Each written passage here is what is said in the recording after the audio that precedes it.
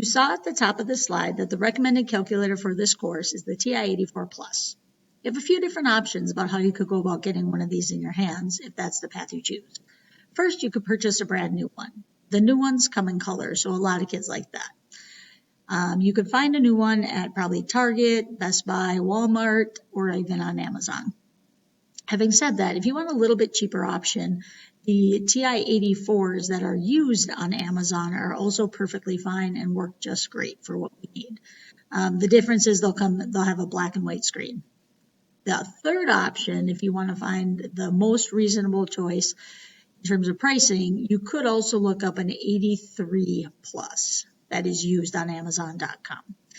It does all the same functions, sometimes just in a little bit different way, but we'll help you guys sort that out if that's what you come to class with. In fact, that's what I used. This is my TI-83 from when I was a high school student, and I still use it to this day, which leads to my next point. If you're unable to get a calculator this year, that is definitely okay, especially since we're in distance learning. We'll have online options. If you have a Chromebook, there'll be an extension you can get. There's also a link that we'll have for you that you can use an online calculator.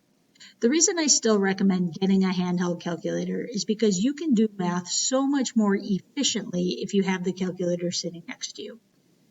For me, it's always just been a better option.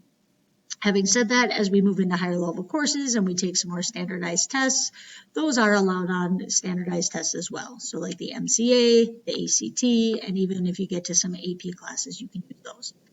So it is an investment, and I get that, but at the same time, I do believe it's a calculator you will use for many years to come, so I would highly encourage it.